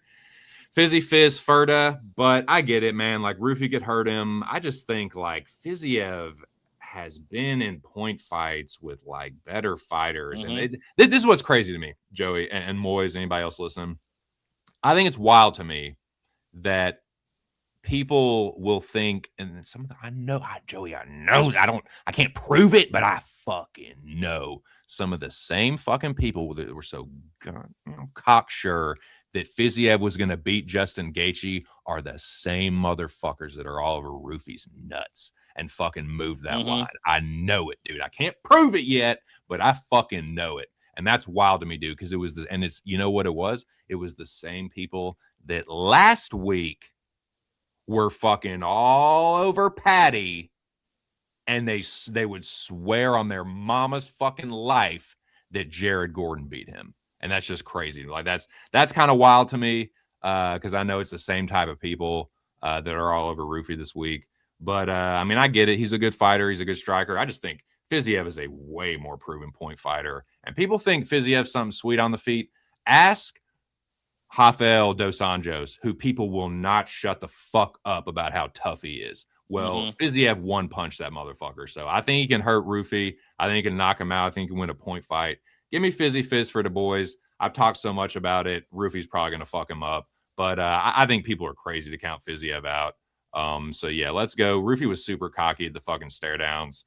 So let's go. Azerbaijan, Rada, Fiziev. I don't hate it, though, man, because, like, I got nothing but respect for Fiziev. And, look, Rufy is getting the fight that he could pretty much be asking for. Give me a striker versus striker. This could be a FanDuel type fight. And I'll give you credit. You've been pretty good on the Fiziev fight matchups, because I remember you were on the Gaethje side, and I actually flipped my pick on that fight. And so I don't hate it. Well, I like that you don't hate it. I don't. I can't talk too much Moiz, shit. if you're there, of course, we'll give you the opportunity. But it's a great fight. It is a great fight. Best of luck, everybody. I mean, I don't hate anybody for taking Rufy. I just think at a favorite, I get it if it's 2-1. Like, I understand that Rufy to make a comeback, but it's like Fiziev is not some fucking like fucking walk in the park, dude. Especially if you're trying to point fight him. And good luck trying to snipe him. He's not some chinny ass motherfucker. Like, he fucking stood there and took bombs from Gaethje. You know what I'm saying? So, but we press forward. As Moiz would say, we move on. Benoit Saint-Denis, Dan Hooker, Joey DFS. Oh my God, baby. For this main event, co-main for that. What do you think? I'm going to sleep on this fight because, like, I said it Tuesday, and I don't even know what the number on Tapology is for this. It's probably low as fuck. But every vibe I'm seeing from all the press conference interviews, even the conference they just had, both of them keep saying, we going to war. We're going to get blood. And look, Benoit's a bad motherfucker for what he's been doing. He is. I'll give him his overall respect. He doesn't back down from a fight. He'll fight anybody. Kudos. But Dan Hooker is not no fucking regular bum.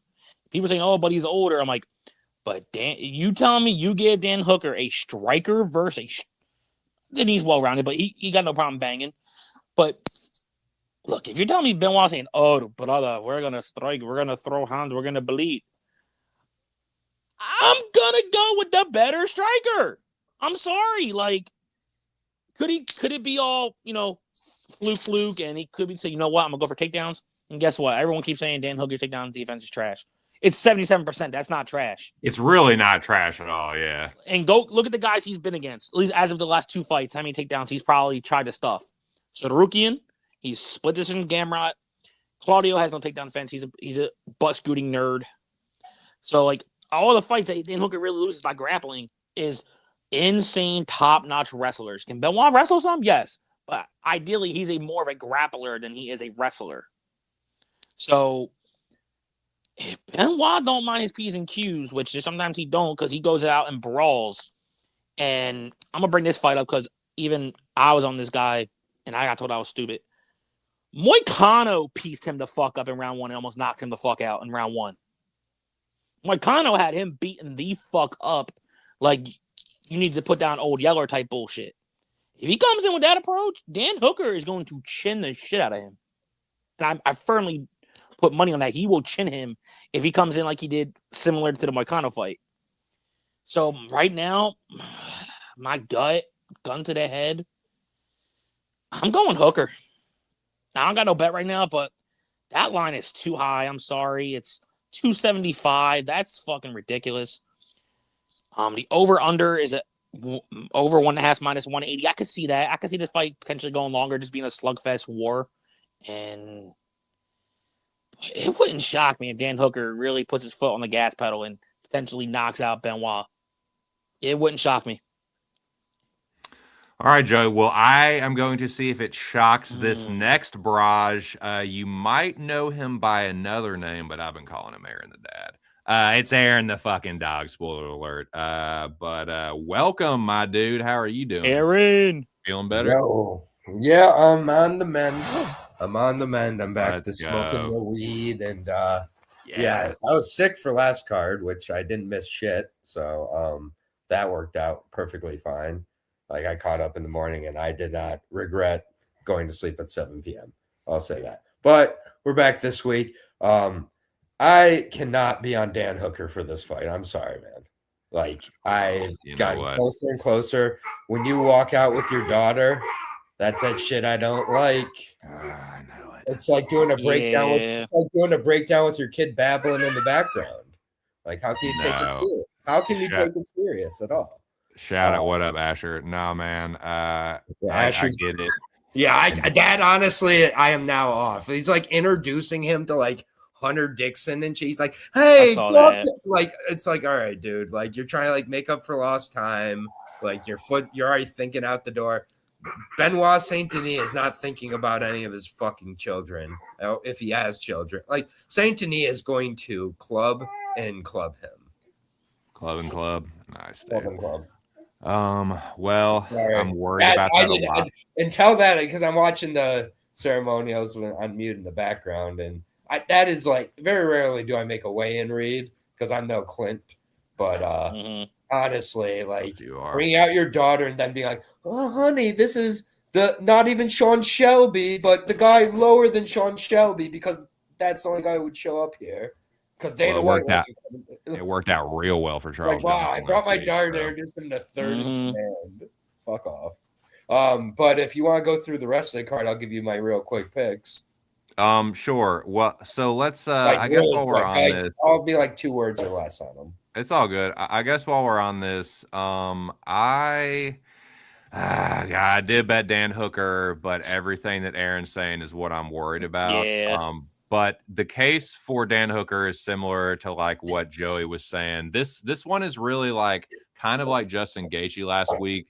Dan Hooker is a dude that will ego fight you. He will that is his bag, baby. He is looking to draw you into a slobber knocker where it'll give him his best chance. Like he likes that kind of like steady, grueling, like attritional kind of like break you down shit. And Benoit will oblige that.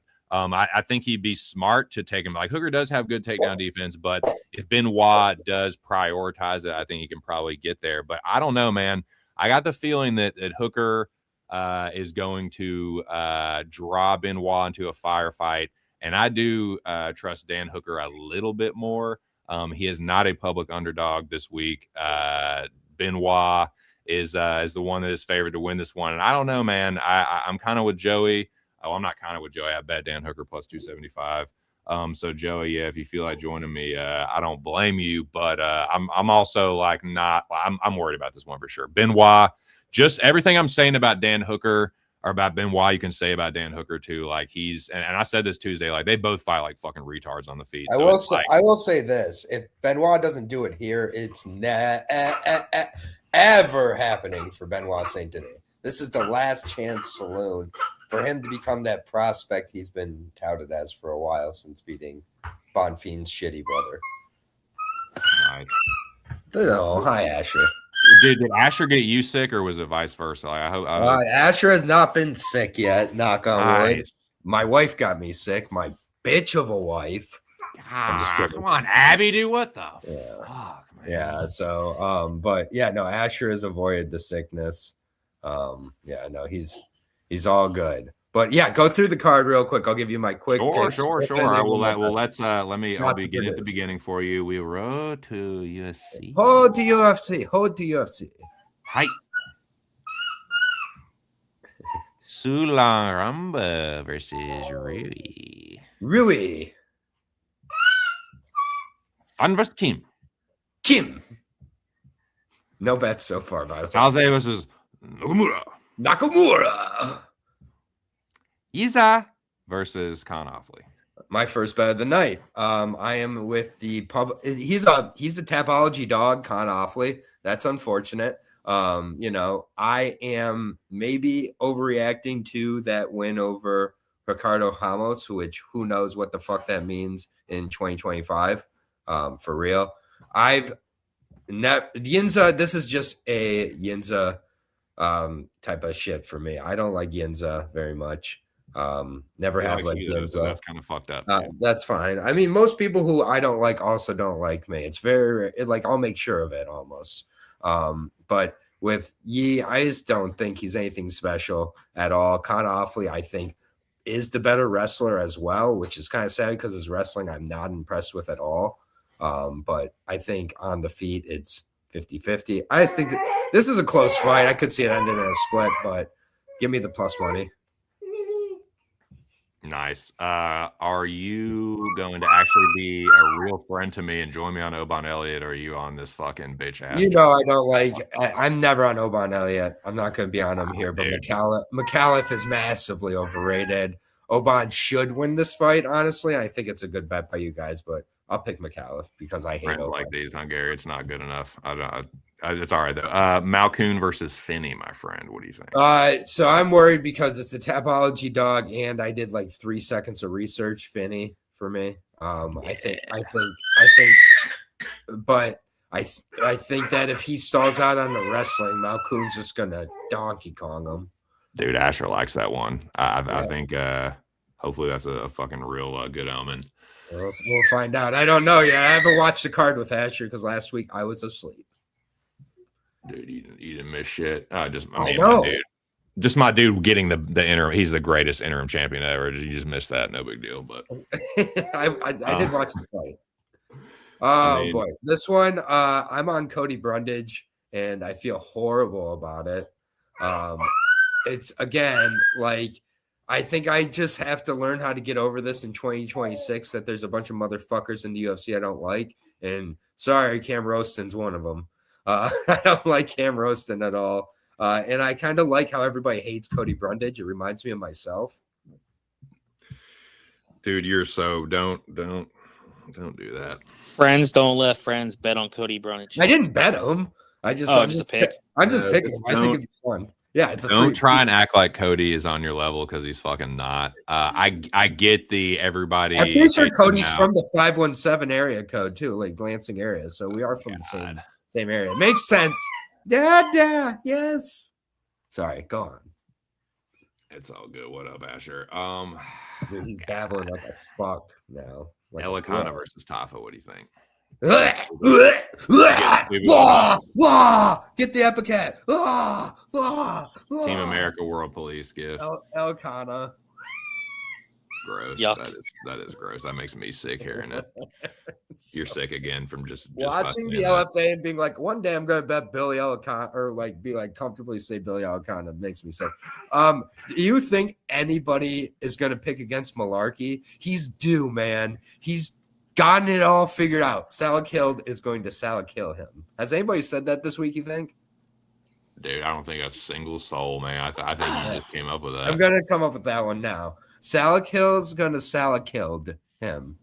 Or I mean Salakilled's gonna Salakill him. Got it? I know, Aaron, like I think I do. It's already copywritten and he will fucking sue the shit out of you if you try and so fast. AOTC. After Aaron's done his run, I'm gonna give him that one line I gave you for that Salkill fight. It drive me fucking bonkers. Just how about right now? All right, so Aaron, Salkill getting the Salkill kill, and then tell me why the under 1.5 is only at -170. I have no idea. That just feels like a trap. I gotta participate in that, and I gotta participate in that, and then when we watch Salakilled on tomorrow, because tomorrow's the fights, obviously. Watch him like just completely not throwing punches the first 7 minutes. Then we know. That'd be fucking. Ugh. Then we know, like, because like if he throws punches, they're going to land, and Malarkey is gonna die.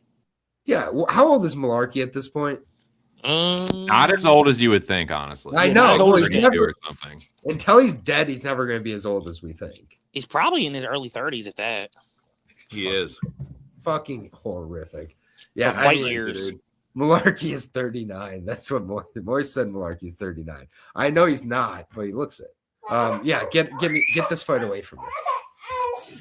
Nah, dude, it wants to give you a hug, dude. You don't want to hug it back? All right. No. You heartless piece of shit, dude. Don't let Asher hear you say that though. I'm sorry. Sorry, Asher. Teixeira versus Tuivasa. Aaron, what do you think about this fight?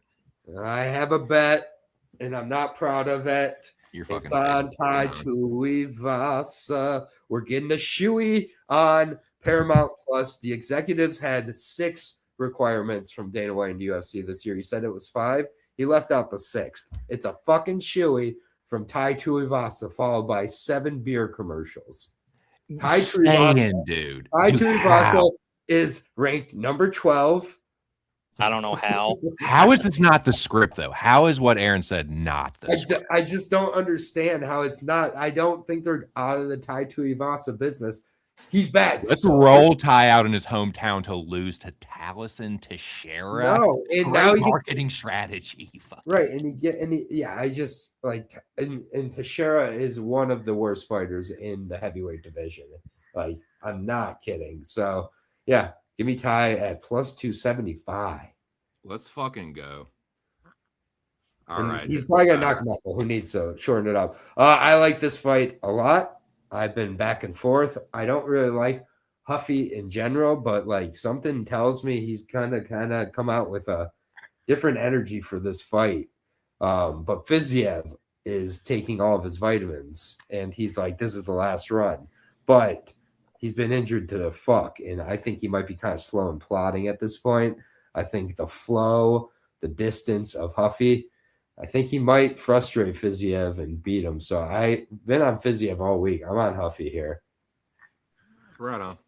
Well, I've never hated you more, but I certainly understand it. And I think we all did the co-main. That brings us to the main event, gents. Vulcan Lopez rematch. Joey DFS, you join me first. You get first crack at this one, my dude. Rematch, what do you think? Oh, I'm here. Okay. Yeah, rematch. Volkanovski, Diego Lopes. Usually when we do tend to see a rematch for part 2, it usually doesn't go the same way as part uno. So I think the under 4.5 is live at -115 on either side. I think both fighters are gonna look for a finish in this fight. But I'm gonna tell you which fighter I do believe is going to win, and that is my Planet Flag fighter, where I should potentially be 2-0 depending on how tomorrow goes. Because Ricky Tercio was ready for the fight and Cameron Simon wasn't. So I should be 1-0 for that way, but I'm not going to count that. I'll say no contest. But yeah, my Planet Flag is Diego Lopes. I think he's going to do a lot more what he did in the first fight, but now he's not going to hold back. If you watch round 2, if you watch how he does try to throw that lead right backhand where he sometimes stops with it, the second he didn't fucking hold back, he dropped Volkanovski, and Volkanovski was like, oh, fuck. Now Volkanovski looks like he's moving on through his career. He said he wants to fight a couple more times this year. Maybe it's another rematch trilogy if Lopes does win.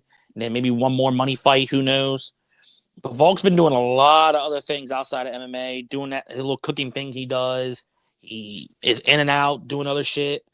I think this is the time where we're going to see Diego Lopes game on. And I think he's going to finish Volk inside the distance. But the money line, play it safe just in case somehow it does go over. But I do think there's a finish.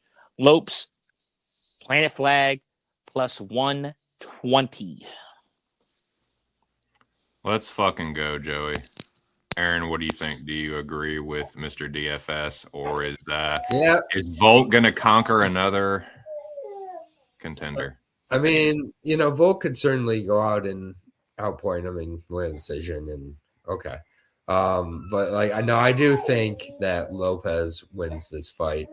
I think that he could possibly finish him, but I think most likely it goes to decision. And my biggest concern is Volkanovski at this point in his career, his defense is his best weapon. And I'm worried he could kind of gas out Lopez and, take some of the biggest shots early, or avoid some of the biggest shots early, I should say. And then by 3, 4, 5, kind of turn on the old man cardio and outpace Lopez in front of his hometown. So getting closer to picking Volkanovski than betting Lopez. But I'll still stay with Lopez, but no bet as of now.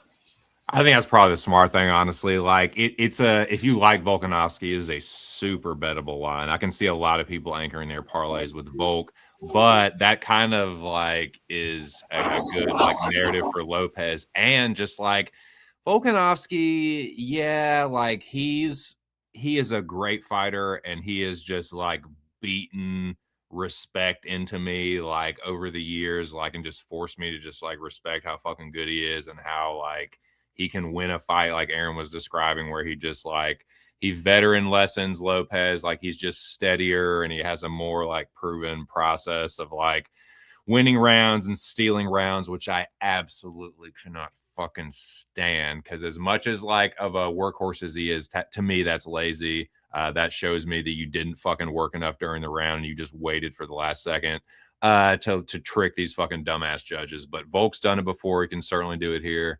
He can definitely win a unanimous that he doesn't deserve, or a split that he doesn't deserve. And he could just fucking audit Lopez. It could be this what Joey said is true. It doesn't happen the same way every time. It could be a more dominant Volkanovski victory. And again, if you like Volk, dude, that line is just fucking so sweet for a parlay. But I like Lopez here. I bet him +130. He does. I'm not going to say he feels popular, but I'm worried about just a boring ass Volk decision. But I don't know, dude. I said this on Tuesday. I kind of just get the feeling that Lopez does the same thing to Volk he did in the first one, but he just submits him this time. Volk got real close to getting submitted by Ortega, who fucking Diego Lopez just fucking ran through, dude. I mean, he didn't run through him, but he beat the fuck out of him. And fucking, I think Lopez can club us up, and I think that's what's gonna happen. But yeah, I'll take the plus money for sure. It just feels a little too obvious. Volk just wins another one in Australia.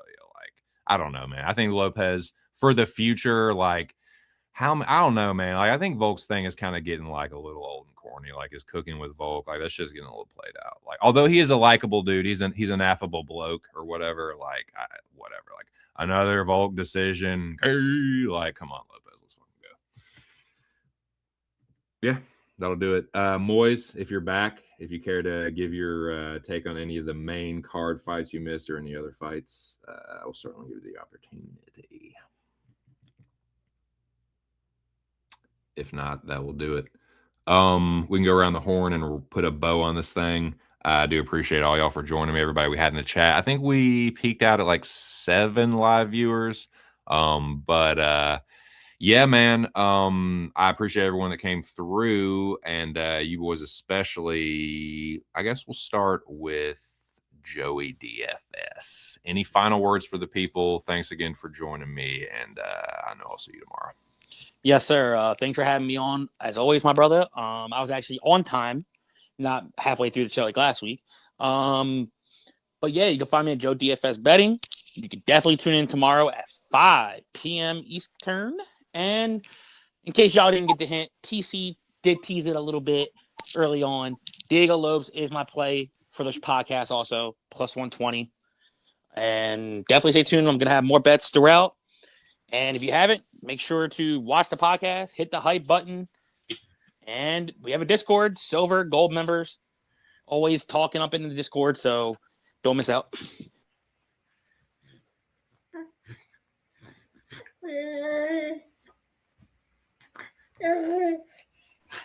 I'm not gonna lie, I thought that was Aaron for a second. Oh, baby's crying. He's not crying. He's like making noise. He's not crying. Yeah. See, now he stopped because. But thank you, TC. Voice. As always, Thanks. I'll definitely see you tomorrow. TC, I don't know if you know you're muted. I don't know if you're. Yeah, I was. Yeah, sorry, I was giving you the floor for the final thoughts. If you have any. I'm sorry. I didn't know it was okay. Yeah, so it's all good. Thank you for having me. I didn't hear that. Oh, dude, thank you. I appreciate it, man. For real. Yeah, it's always good to see everybody. Yeah, I'll make an appearance for sure tomorrow. So, yeah, and I'm looking forward to watching my first card of the year. Hopefully, I'll have some more bets than just Con Offley and Tai Tuivasa and Therese Finney, because that feels kind of gross. But as of now, it's I don't know. I think it could be an entertaining card. Like, but I think a lot of fighters I dislike might be winning tomorrow. So that will be a strategy I have to adjust as I move into 2026. Is like remembering fighters I watched on like the regional scene that I thought were never going to get here, and if they did get here, I'd fade them. Yeah, nice. That's like my interesting storyline to follow tomorrow night. But looking forward to seeing y'all. Nice, man. The feeling is mutual, man. I'm glad you're feeling better, and yeah, hopefully see you flip side, my dude. Yep, we'll see you on the flip. Peace. Appreciate it. Later, man. Later, Asher. Bye-bye. All right. Bye, everybody. Bye. Moiz, my friend, and then there were two. Would you like to give your takes on any of the main card fights? No. Minnesota. We'll have it your way, my friend. The floor is yours. Minnesota. Uber alles. Minnesota. Uber alles, Minnesota. You like Dead Kennedys? I like a couple Dead Kennedys songs, but I can't say I'm like a super like big Dead Kennedys fan. Yeah. Chemical Warfare, isn't that a Dead Kennedy song? Yeah, it's great music. Chemical Warfare. So current nowadays, huh? I guess I guess if you were to look back, it could be relevant today. No, man. I just looking forward to Nakamura, man. That's all. Nice. Maybe the next week, Priscilla Cachoeira is back, so maybe I'll get more motivated. Oh man, you're a more. Yeah. You're one true love. She's amazing, isn't she? And she's fighting. I know you love her deeply, truly, madly, deeply. Fighting the chick with the long legs, the Polish chick with those long legs. Yeah, I know how much you. Sabila Zigula. Yeah. I know how much you long for that. Looking forward to it. So it's actually next week's card is actually better than this card. Did you know that? Oh man, that's a hot take. I like that. I like those hot takes. No. It is. It's Oliveira versus Bautista. We will have to make your case for that next Friday. Lord Michal is back. Mitsubishi is back. Almeida, Jailton Almeida is back. Kong Wang is back. Daniil Donchenko is back. It's banger after banger after. But Ketlin Souza is going to knock out Bruna Brazil, Priscilla Cachoeira, and Jaco Viklak and Said Nurmagomedov. So it's much better. This card, the next week card is 10 times better than the Lumber card. Nice. Well, there's a hot take for you on the back end. Well, Moiz, I appreciate it, man. Thank you, and yeah, see you next Friday. All right, see you later, dude.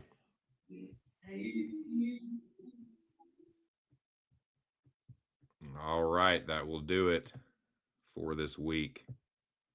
I got a little bit of house. Let me get this down quick. All right, there we go.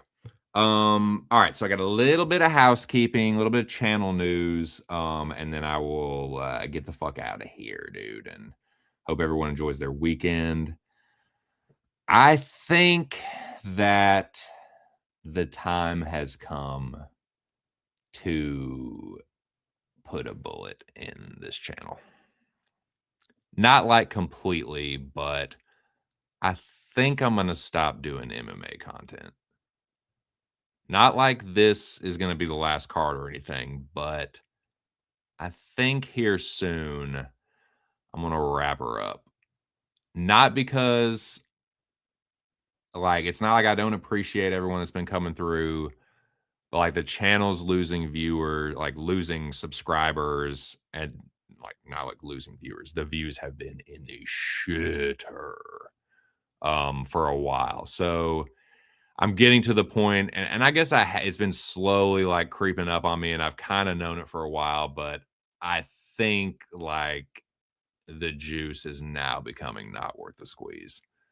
Not as much as it used to be. So I think the time has come to put an end to this show and MMA content on this channel. And I think this channel is just going to be a movie content channel starting probably in like March. So like I said, not like the next card or anything. This isn't the last one, but the time is coming. Like the time has come, as Pretty Lights would say. So that's a great song, by the way, too. But I think it's going to turn into a movie content channel. Shout out to my dude, Aaron the dog. Spoiler alert, you might see some more of him in that capacity around that time. So definitely stay tuned for that.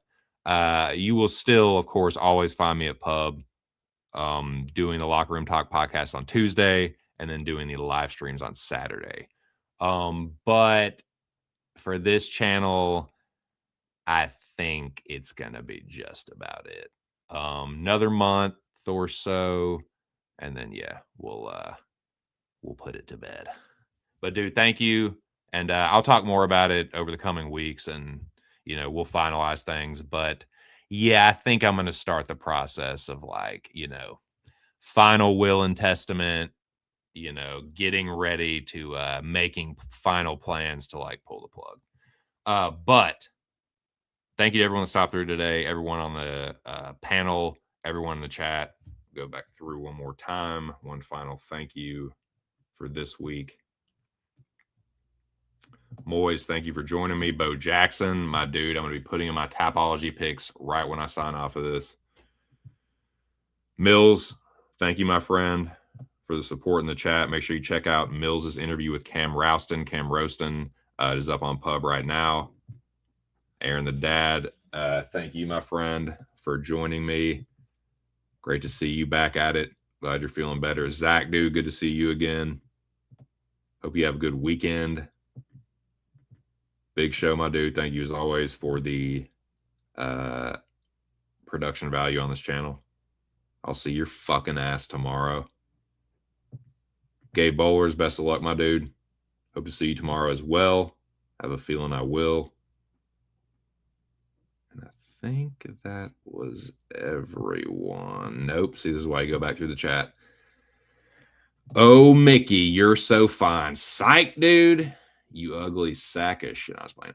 Shout out to you, man. Hope to see you tomorrow as well. Man, y'all have a good fucking weekend. I'm gonna get the fuck out of here. You're fucking 39. Psych, dude, you wish. I wish I was fucking 39 too. If you were in your 20s, late 20s, and you were feeling old, don't worry, dude. Your 30s are going to be fucking awesome. My 30s fucking rocked. Like, 30s are fucking cool. 30s are fucking underrated, man. You still got it. And you know some shit. 30s are underrated. But thank you guys for real. Shout out to all y'all. One more time to put it on wax. These are my fucking bets for this card. Go through in card order. 6 underdogs. I need 3 of them to hit to turn a profit. Fucking public underdog Oban Elliott. Public underdog Torres Finney. I'm sure that's going to go really fucking well. But I did add... What the fuck?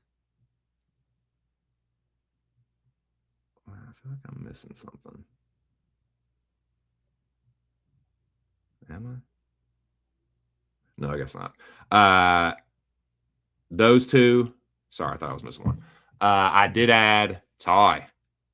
The return of Ty. I don't see how the narrative isn't for Ty to fucking knock out Towson and do a shoey in his return. Now let's bring Ty back in front of his hometown to lose for the 6th time in a fucking row and just bury his UFC career. Like, I don't know, man. Fizzy Fizz is the play for me. Ferda. Check out the Locker Room Talk podcast. Shout out to the boys. See them tomorrow. Fights start at 5 p.m. Eastern Standard Time. Added Dan Hooker as well as Ty. And I'm on Diego Lopez. So it is Elliott, Finney, Ty, Fizzy, Hooker, Lopez. Just need 3 of them. Let's fucking go. Best of luck, everybody. Thank y'all for stopping through. Shout out to the Dome. Shout out to the whole pub. Shout out to the community. Have a good weekend. Thanks again. Just my 2 cents. Catch you on the next one. Peace.